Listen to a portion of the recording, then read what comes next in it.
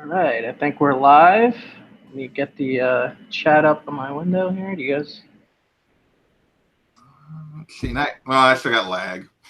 Yeah, I got lag. All right, yeah, I think we are live. So, hey, what's up, everybody? Welcome to Gotham City Chronicles, your favorite Batman show.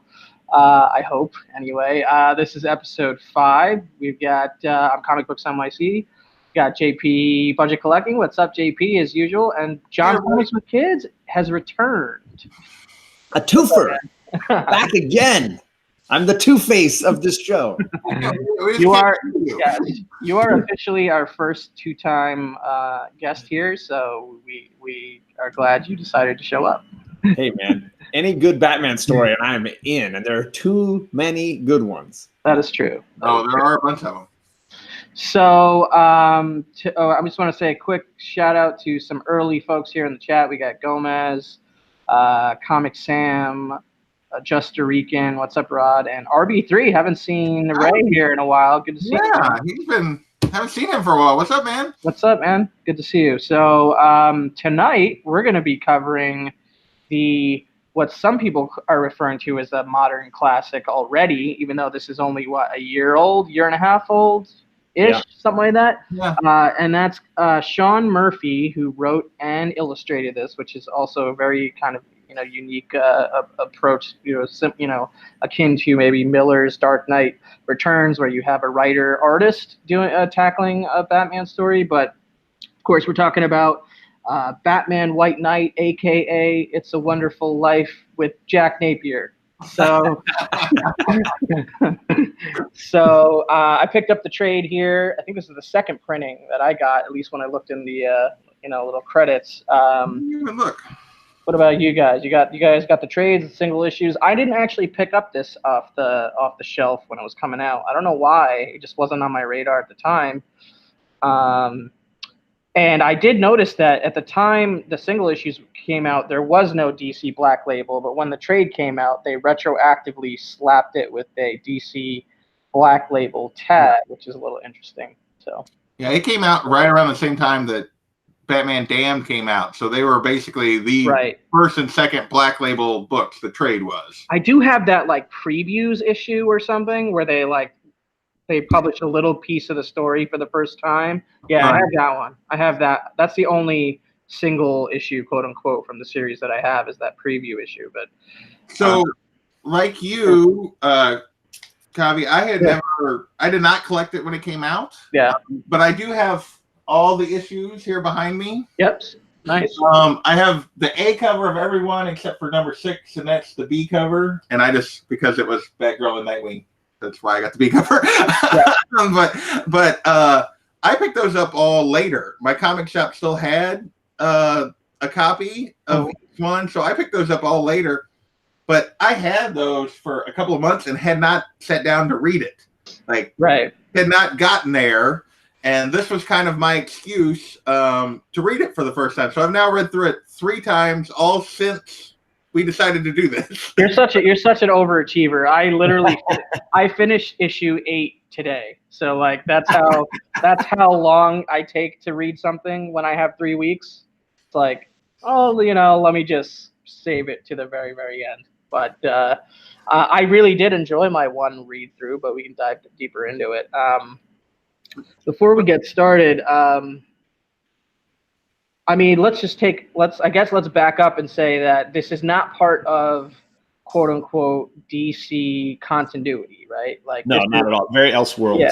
Yeah, it's totally an Elseworlds, and that's you kind of get that vibe immediately, and the buzz around this story is that the Joker and Batman are sort of reversing roles as the protagonist and antagonist, respectively. Which is they're reversing their usual protagonist and antagonist roles. But there's a lot more to it, and it gets very intricate, sophisticated, and it's almost like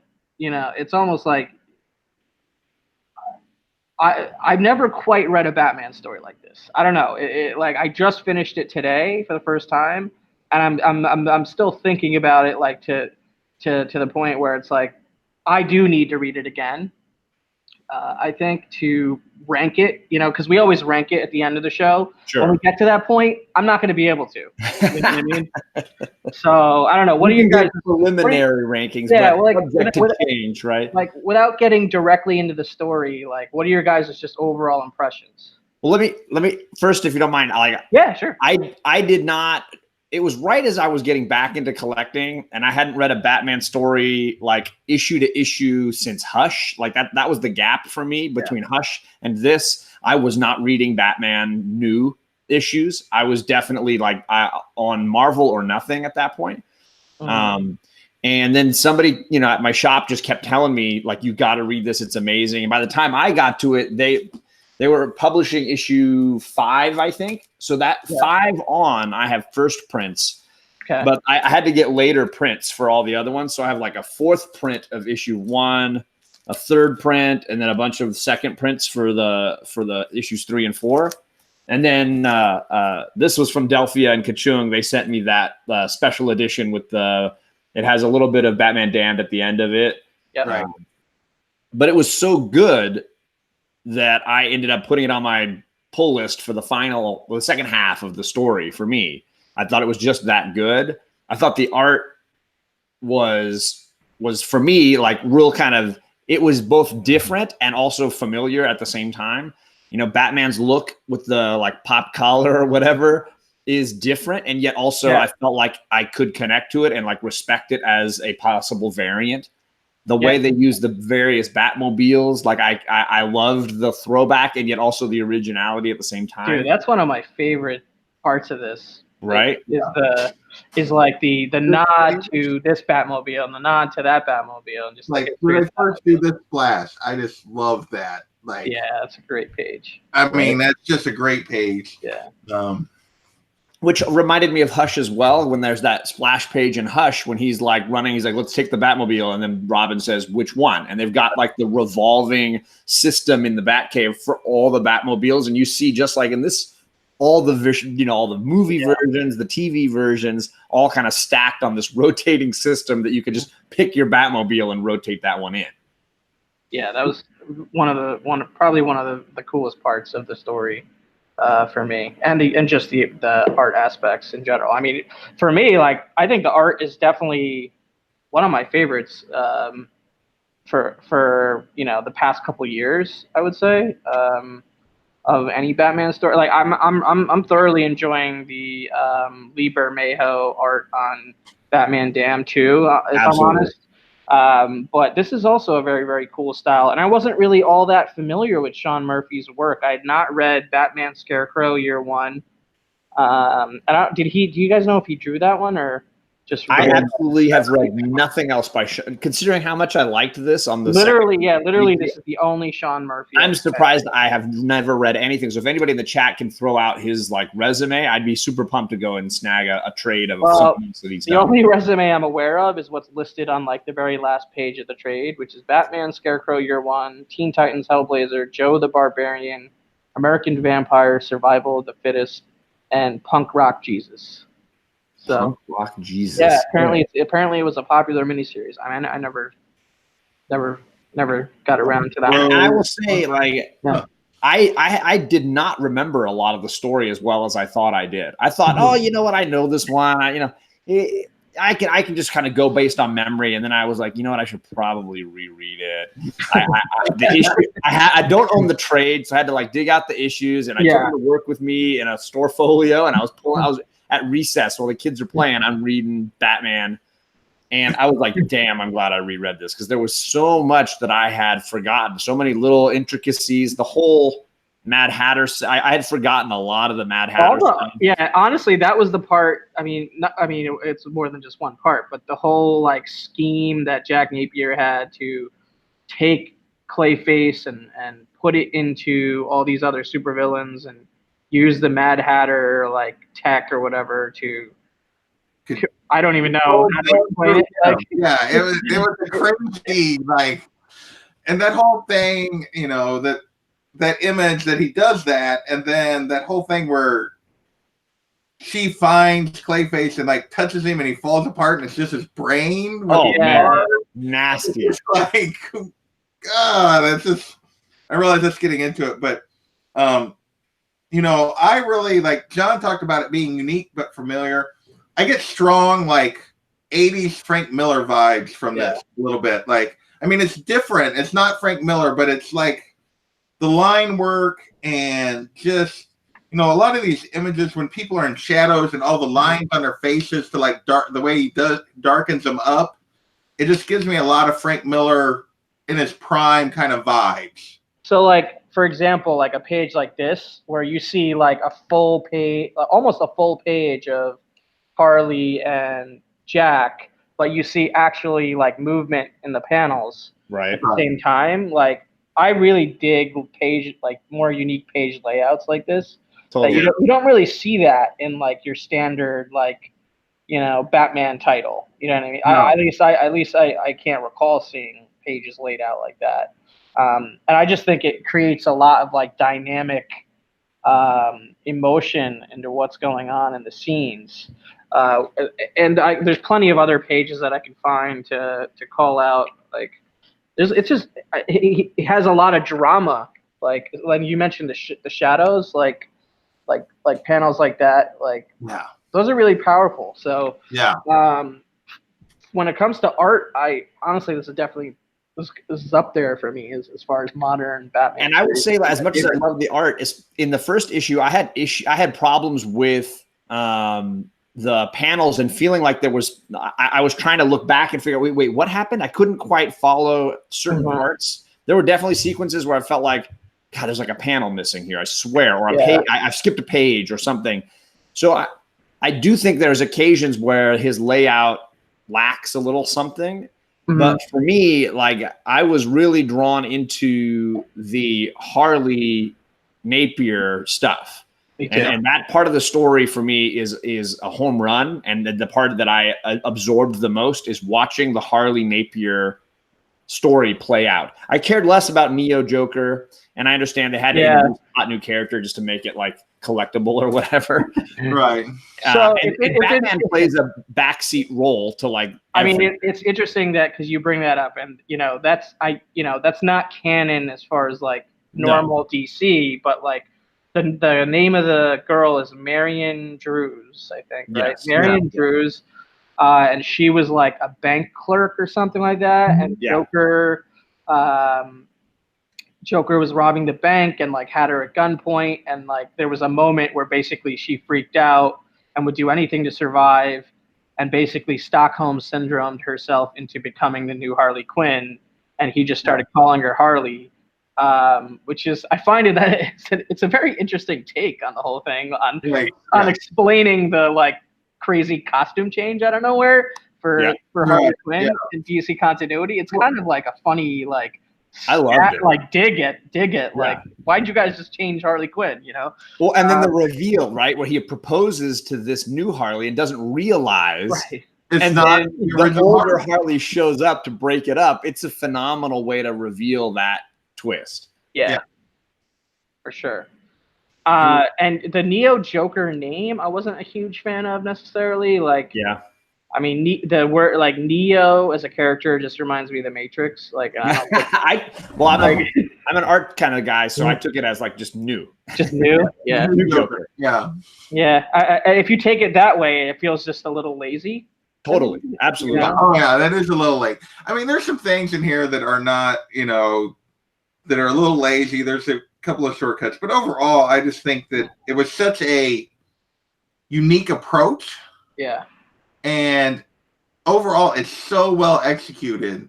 Like, I mean, it's not a perfect story, but he executes what he's trying to do so well. Definitely. That, like, I can forgive the flaws. Absolutely. You know, they don't really bother me that much. But yeah, the Neo Joker is a little lazy, and there's some other things there that like I do think it's interesting how, like, you know, they took the like Joker needs Batman and Batman needs Joker to like the next level as far as like, you know, Joker like was it basically like in love with Batman, like so much so that the original Harley Quinn like had enough, you know what I mean? Like that's basically the take, right? He left him because he loved Batman more You than love Batman. her. Dude, that full page panel where she's laying in bed, Yeah. and he's at his little like Batman altar Oh, I is gotta so find that. twisted. It's almost more twisted than anything previous. Yeah. You instantly have a vision of what had happened, the coitus interruptus or whatever. Right here, this Yeah. one, right? You got it. Yeah. Yeah, this is the page right here that John was talking about. It's crazy. It's crazy. Right? You can see that clearly the romance was ruined by something that happened. And now he's at the altar almost praying for forgiveness. It is weird. Like, it's almost creepier than anything Frank Miller did with Batman and Joker. Like, this is wacky. Yeah. And I love it. Like, I'm totally in. And just how creepy that is, and just the way they tell that whole backstory about her deciding to leave him, like when he's torturing, in this case, the original Robin in this universe, which was Jason Todd, as opposed to Dick being the original. Yeah, Robin. that was an interesting thing. And there was an interesting twist that I don't think was necessary to the story. Yeah. Like, I think you could have the relationship he has with Nightwing, even if he was still the first. Like, I don't know that was necessarily, like, switching them age-wise. It doesn't really bother me. I think even bigger than who was the first Robin or the second Robin is the fact that Joker didn't kill Jason Todd, apparently. Yeah. And apparently that, him later finding out that he let Batman believe he was dead was going to hurt him even more than him being dead in the first place, which is like crazy sadistic, and I would have never thought of that. Right. No, and I think it sets up a lot of possibilities because I know they're revisiting White Knight, right? Yeah. I think the story sets up a lot of possibilities for that sequel. Yeah, is that coming out this year? We never see Jason Todd, right? It's coming out this month. Yeah, July. First issue starts in July. That was why I suggested this, because I need to read this before the next one comes.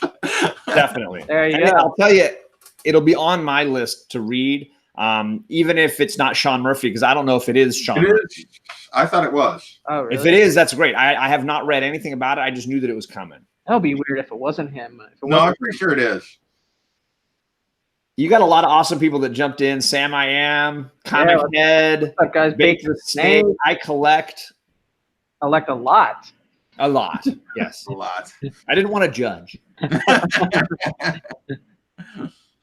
Comics Misexplained just says it is Sean Murphy. Nice. Yeah.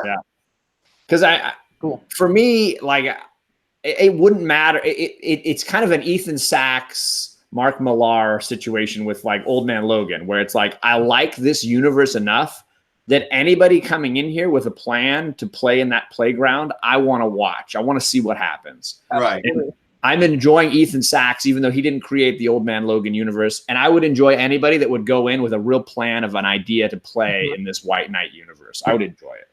For sure. I'm into it. I'm going to add that to the list, I guess, of the 20 some odd books I buy.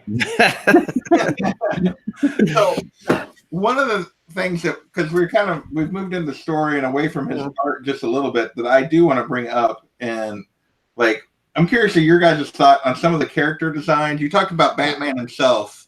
Yeah. Some of the villains, and then personally, these might be my favorite Batgirl and Nightwing costumes that I have seen. I like the Batgirl quite a bit. Like, I just think they're way more practical and real, and yet they still work like as a comic book, costume. That's a great way to describe it. Like, one of the reasons before this, like, my favorite Batgirl costume was the Batgirl of Burnside costume, which I hate that they went away from. And like, because it was like, it still worked as a comic book costume, and yet it looked more practical, it looked more realistic. Sure. Within still working in a comic universe. And I just love those two. Like, and here's like the best, like, it's the reason I grabbed this cover, but I just love the fact that they just look, I think they look amazing. I like both of them, him with the jacket on the bike, and that the jacket flows into, the Nightwing symbol and all of it. I just love for me. There was almost like a jacket element to this because you have Batman with the pop, the collar on his costume, and you mentioned the collar on or the jacket on Nightwing. It felt like there was this sort of jacket layer added to a lot of the costumes that kind of made it a lot of fun. If there's especially when they all get into the Gotham, the CTO or whatever, the terrorist organization, GTO. Which is like a car name, like that confused me a few times. But anyway, like well, it's all about the cars. It is all about the cars. Like I mean, about the car. Like he is very like.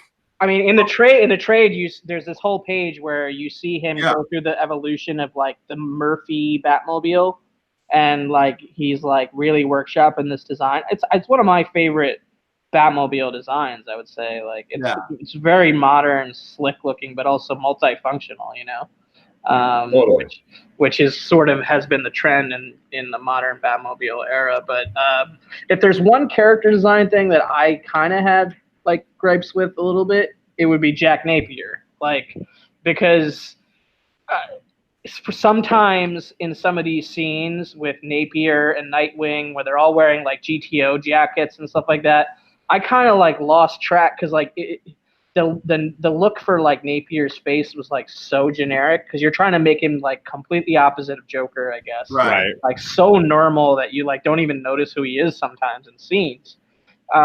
And for me, that was probably one of the more confusing character designs, just because you're so used to seeing Joker and you're trying to like remove, you know, all of the psychotic nature of his face, I guess. Well, I think as a normal person, but like I think Sean Murphy's art style is very angular, very sharp. Yeah. And I think that usually that's how you identify Joker is that pointy nose and that pointy chin. And when everybody kind of has that pointy look, I totally get what you're saying. Yeah. And speaking of which, how does his like makeup like come back on and off? Like I think in little like sequences where like he like the pills are wearing off, so that means like makeup shows up on his face. Like I think that's just a art trick for him to like express that who's in control, like to help the audience understand who's in control at any given moment. You know, but I get what Kavi's saying that it's weird, it's quite outlandish. It was. I mean, it was used as a tactic through, like, you know, in several issues, especially the last two. Yeah, especially the last two, and it was never really explained. And I guess it doesn't have to be, but I did find that a little weird. Hey, what's up, Comic Smart? Welcome. So, where should we go next with this discussion? I really do think the design I really liked that it also comes back to the jacket as Poison Ivy. Like the green trench coat, I really liked that look for her. I thought that really worked as well. Definitely. Just because we were talking about the jackets, because he does like. I love me some Poison Ivy, and I think that this was a good way to use her character. I think she came across as a really interesting one because a lot of the villains get sidelined. Obviously, they're being controlled and manipulated, so their personalities aren't really coming out in a traditional way. But I thought she was used really well, especially on the break-in at Wayne Manor. What do you guys think? What do you guys think of the whole Mr. Freeze element in this story and how it played out? Like you got the like Nazi, you got this like Nazi background for his father and like the tunnels underneath Gotham and that whole element, and then you also have like the technology and trying to save Alfred and fucking homeboy killed off my boy Alfred here, man. That hurt, that hurt. But that letter he wrote to Bruce at the end was really touching, also. Yeah. So it paid off, I guess, in a way. But I think. What do you guys think of the Mr. Freeze elements? For me, that was probably the weakest part of the whole thing. But when I talked about you have to forgive the flaws, to me that's a flaw because it was all basically the only reason Freeze is in there is so the gun is in there and they have something for Neo Joker to use that's too big for them to overcome without working together.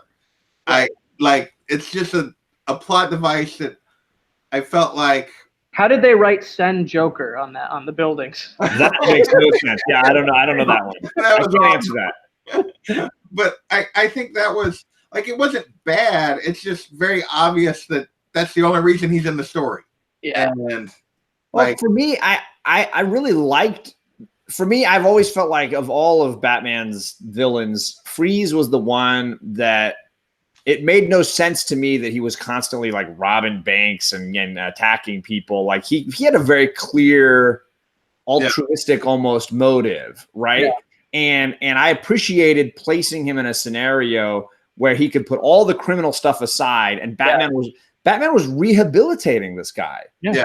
The opposite of what he was clearly doing with Joker, as far as like forcing him to stay in this persona, and he was doing the opposite and drawing the good out of Freeze. And I liked the way that they sort of bled that through, because it was the one thing that makes Bruce redeemable at the end, is the way that he handles Freeze. And the obviously there's a family relationship that the story draws out. Yeah. But I think on a different level, you get to see Bruce and his humanity, because he clearly cares enough to make this. It's not just about saving Alfred. He's trying to prove that he's here to save these people. Yeah. Right. Yeah, I thought the Thomas Wayne stuff was pretty interesting, actually, as it relates to, sort of how that affected the relationship between Bruce and Mr. Freeze. So let's do the first pick with as far as favorite. What's your favorite cover? I know which one mine is. I forget what issue number it is. I've always liked the issue 8. I guess it's the A cover, the Batman with his back turned and the Napier in the GTO. It's a good one. It's a good one. I've always I bought both covers when it came out, but there's just something about it. The way Napier's his face is downtrodden and Batman's like keeping an eye on him. I just dig it. I think this is issue 6. So this is my favorite one. I think it's the big Mr. Freeze one, but then you also have like the 90s Batmobile and Bat Signal. Sure. It just gave me this kind of vibe for like Batman Returns or something like that, from back in the day. And I just dig that one, and I do like Mr. Freeze, like the way that's depicted. So that's my personal favorite. It's issue 6. I feel like Misexplained says he likes the 2 Harleys cover, which is, I believe, that's a good one too. Issue is that 3. A variant? Is that a variant? This is the second print. Oh, it's the second print. Okay. But I didn't get into it until issue 5, so this is the second print. So that's the B cover, second print of the B cover of issue 3. So I love that one. All 3 of those. I think overall, like looking at the main covers and then looking also at the variants and thing, I think the covers are very solid. There's almost not a bad one in the bunch. I do really like this one with the Joker, Batman in chains in Arkham. It's a good one. Joker opening the door. Like, I think that's just a really, really good one. So, and I think it's some stories cheapen the idea that you start at the end of the story and you get this little moment and then the rest of it's all in flashback. I feel like it's a beautiful setup in this one. Yeah. Getting to see Joker all reformed in a nice suit, walking in to talk to a Batman in Arkham is a wonderful little moment. Really? And I think it pays off well. Well, yeah, there's that too.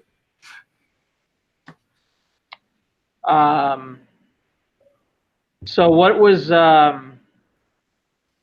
your favorite issue as far as the story? I don't even know if I have one. I've only read it once, so it would be kind of hard for me to decide. But I guess if I had to decide, it would probably be the maybe issue 2 or maybe issue 7.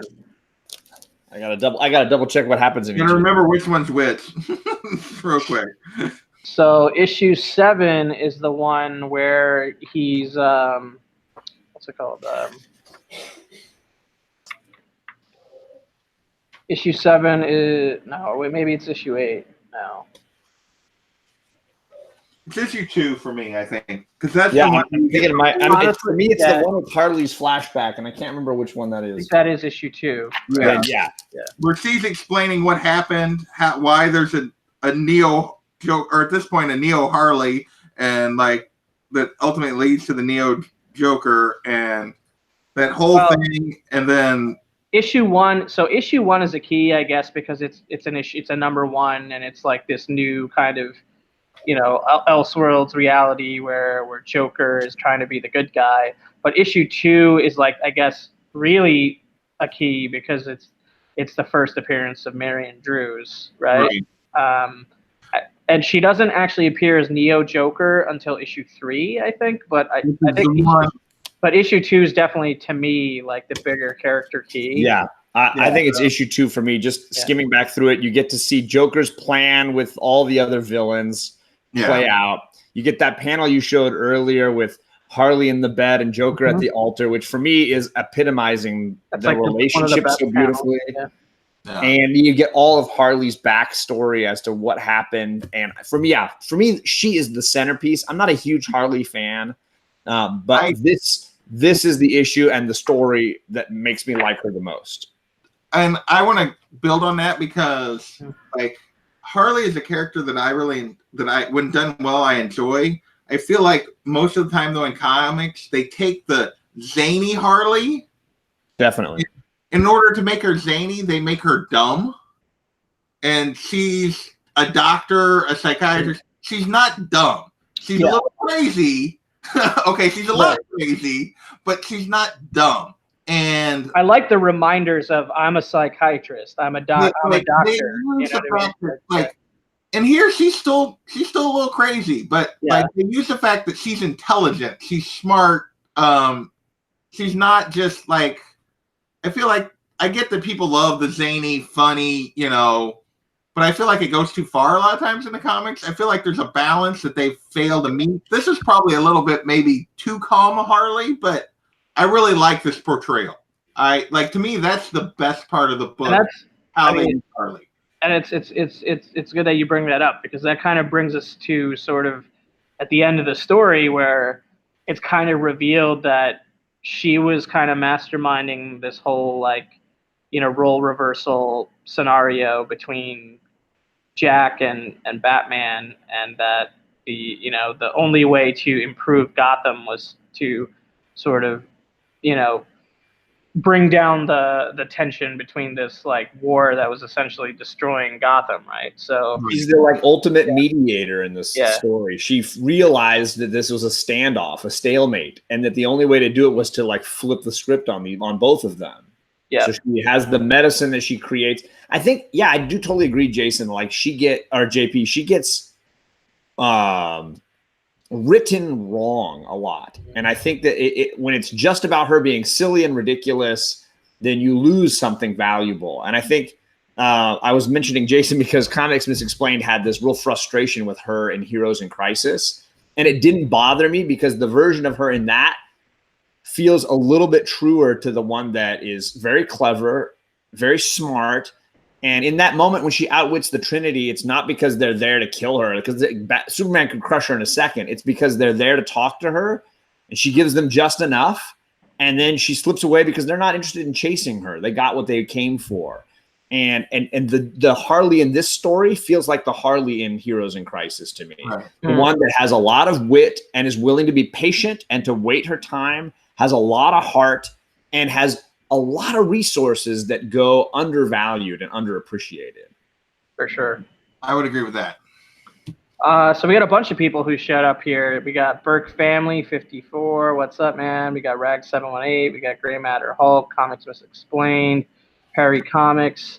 Thanks all you guys, and Caleb Comics Spirit Murphy. So thanks for showing up, my friends. Appreciate it.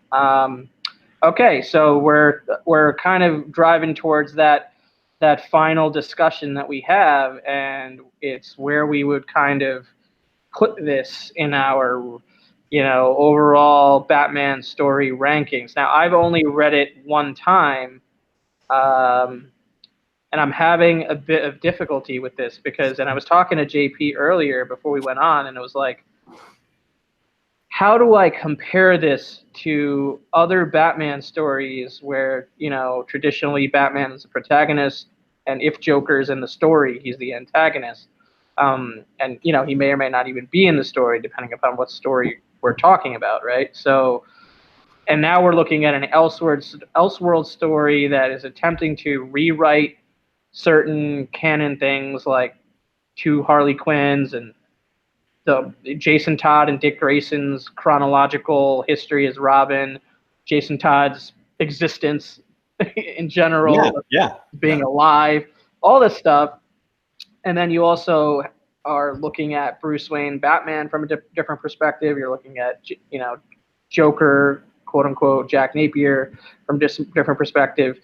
And it's so unique that I have a hard time saying I wouldn't want to rank it, but I have no real context of where I rank it currently. I wouldn't necessarily put it in my top 10 yet after one read, but maybe after the second read I would. I don't know. You know what I mean? I kind of have it hovering either, just barely making it into my top 10 or right at that number 10 number maybe, but I definitely would have to read it again.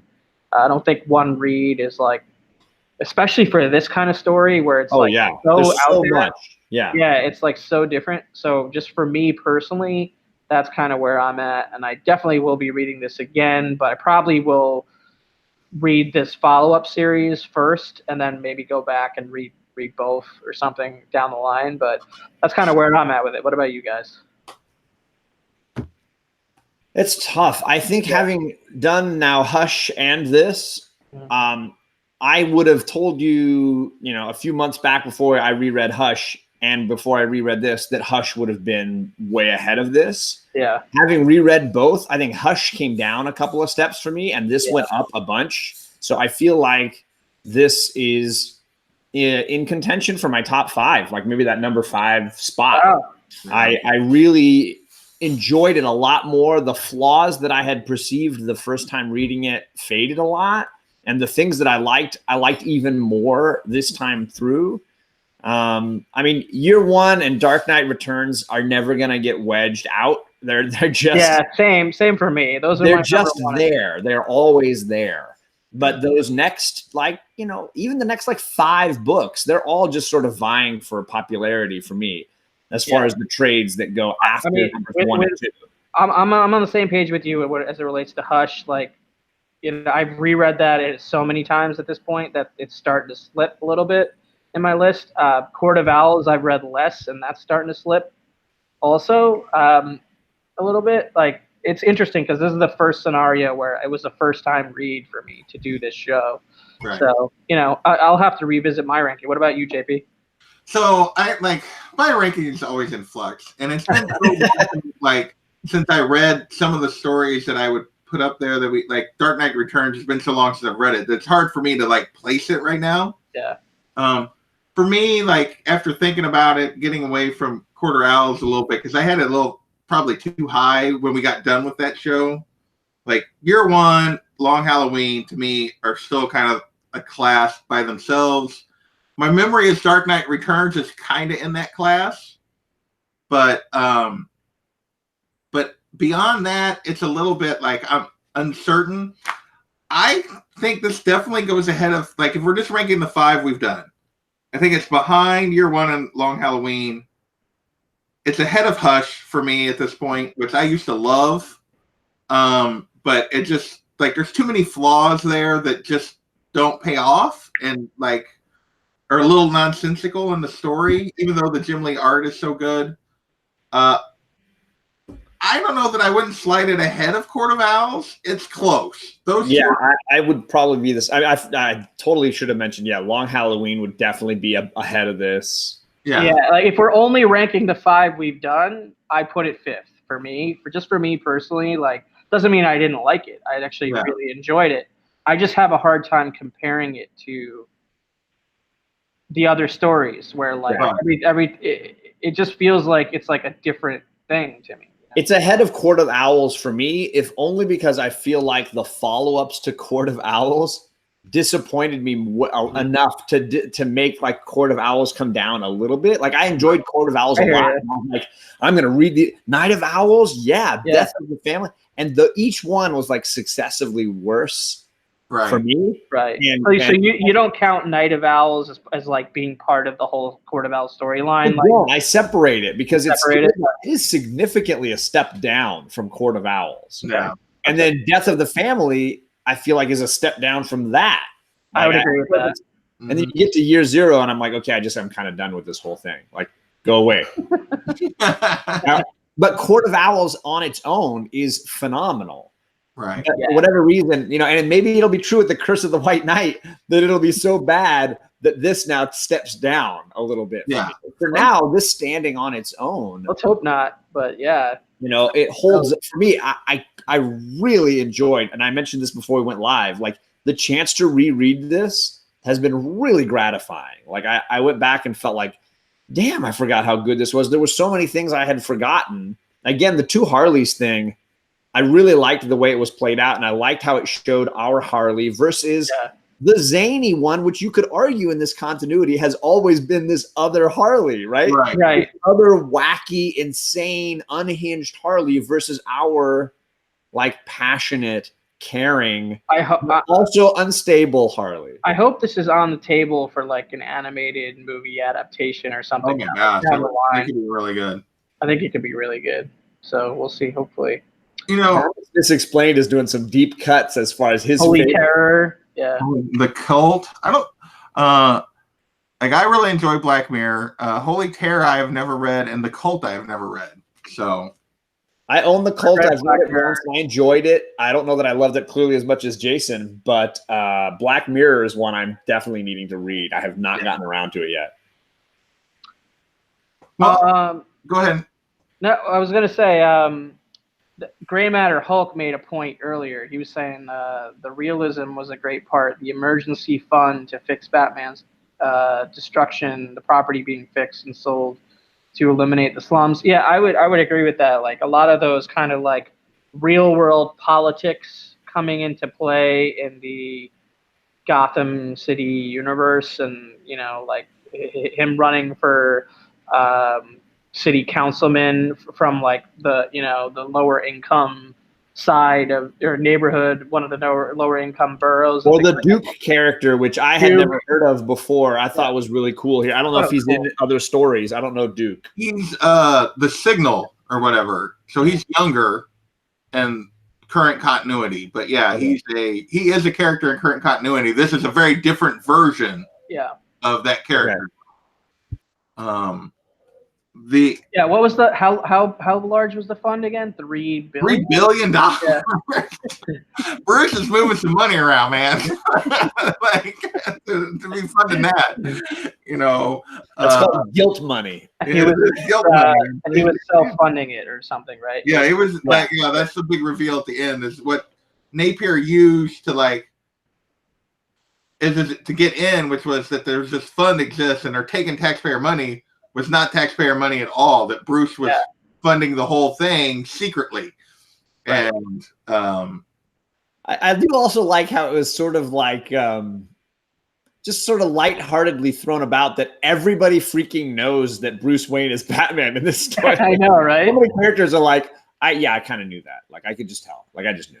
It's like it's a Spider-Man movie or something. Right.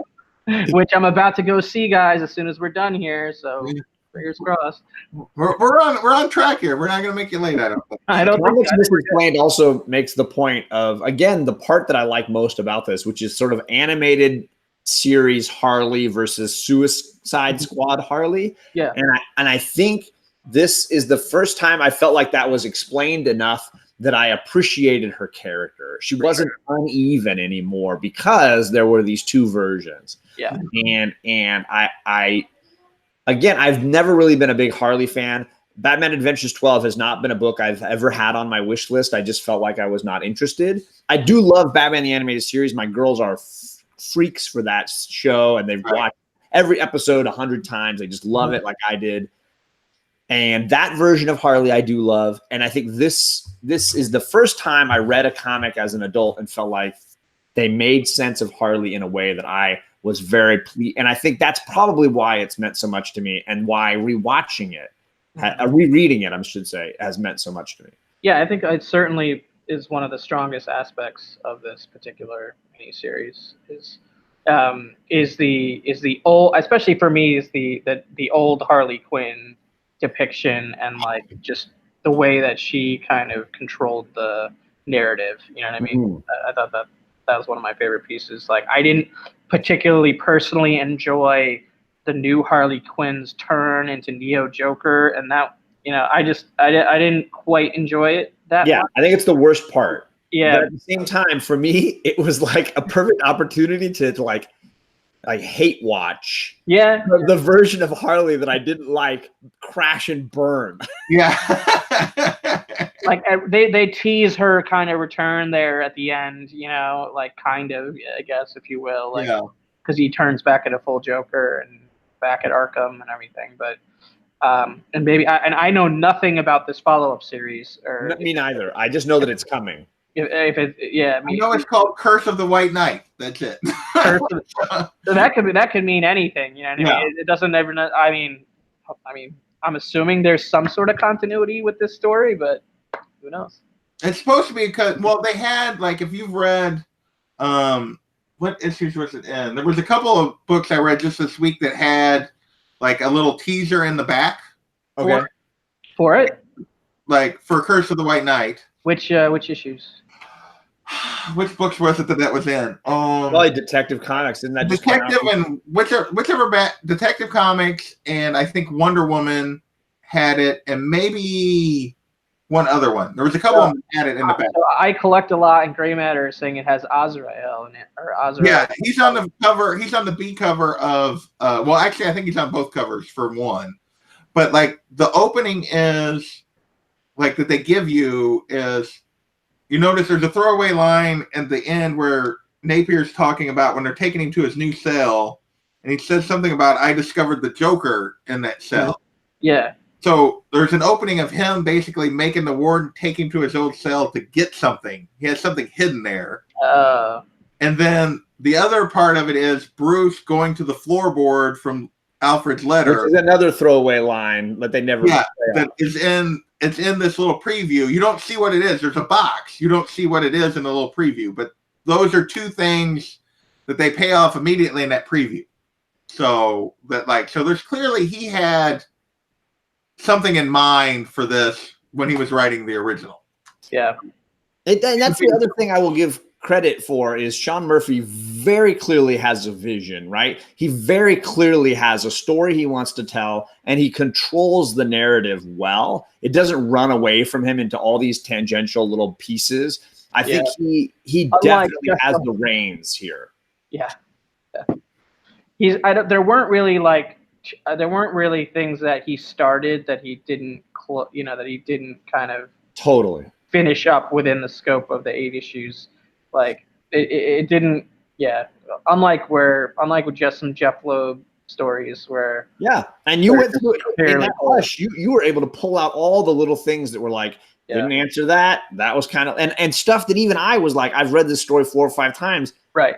I had not realized how many balls were dropped. I like the Jim Lee art so much that I still like have it in my top 5. Well, and that's what Pope Cerebus says. Hush is an anomaly, and most people don't think about the story. They're busy looking at the covers and the art. Yeah.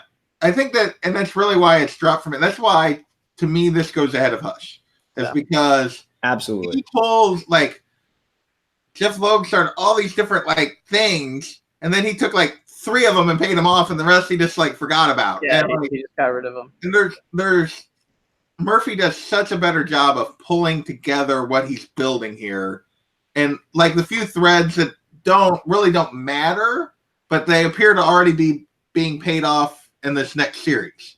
So like that is why, to me it definitely goes ahead. So what do we do next? Well, I am open to about anything at this point. We've went through almost all the major ones except for, I guess, Dark Knight Returns. Or Death in the Family, Starlin, Jim Starlin. I'll tell you, I just started reading Gotham Central, which I know that Alec Whitewell is a huge. I have the first trade. I haven't started yet. I have it. And it starts off really well. It definitely should be in contention for this show, which I originally, when you announced the show, I was like, oh, sweet, man, I'm going to read my Gotham Central. It's going to happen now. Well, I think we'll definitely get there because I've heard good things about that.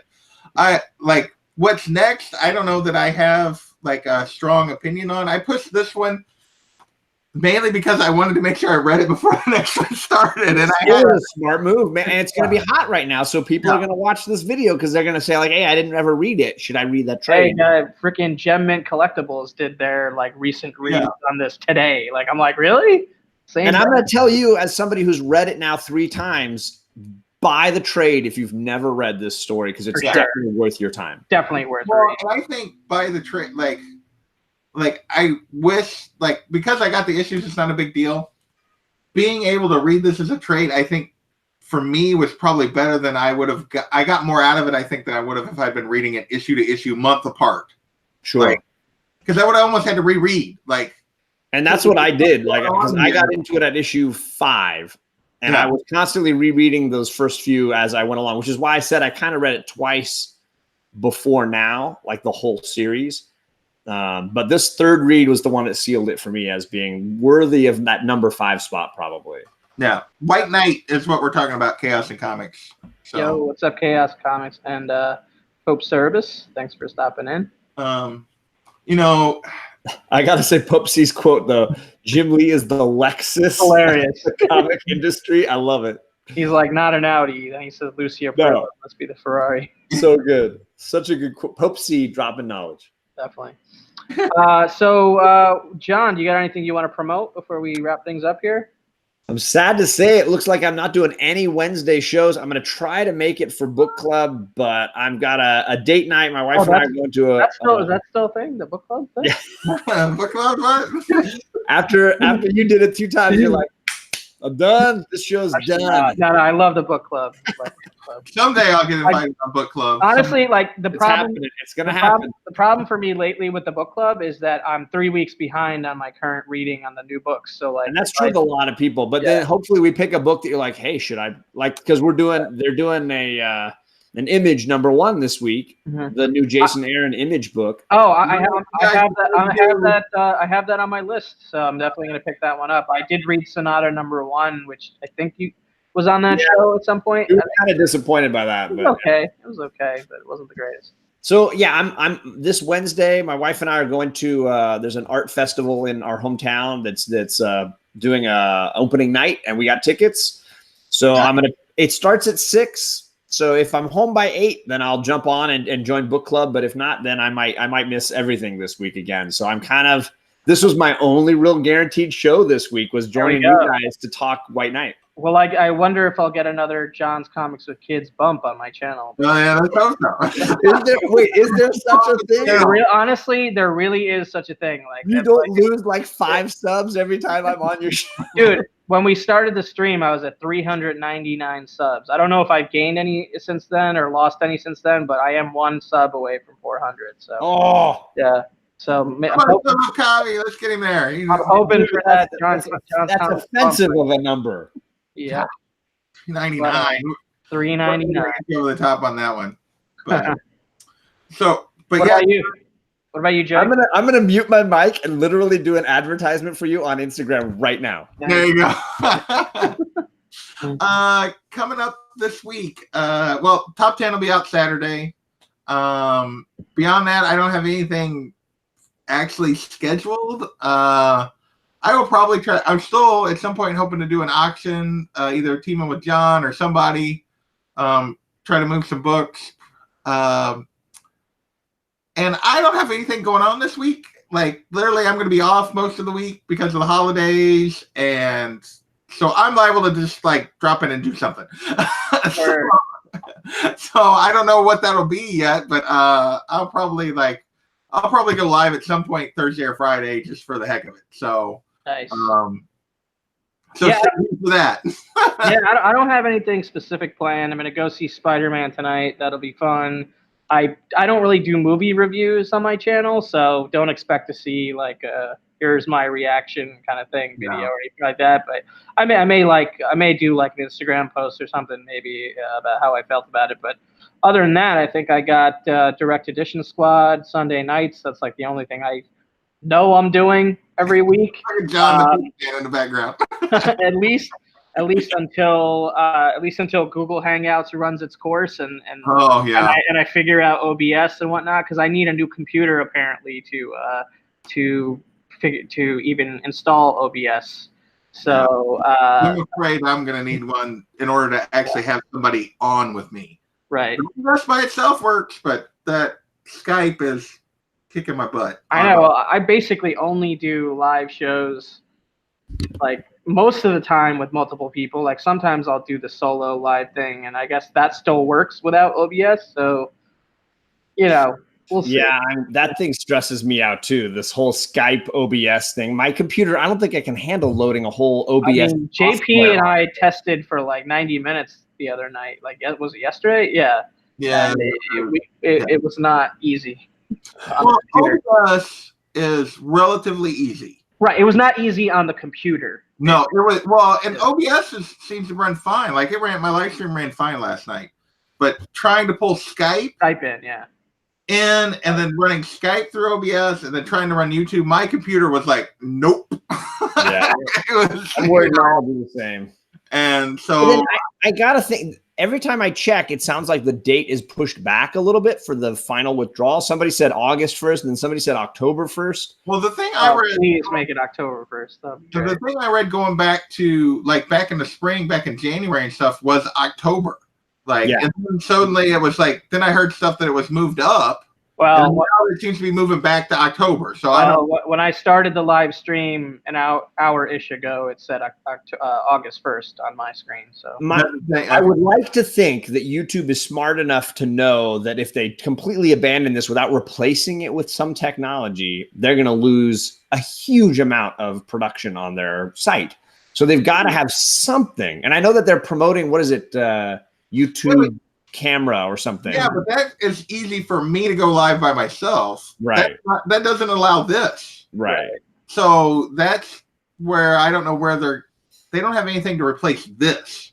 And my hope is that they're thinking that through, that they're trying, that this extra month allows them the time to add an element of software that makes it feasible. I'm my positivity. I'm hopeful that this is what's happening. That that is fixing that.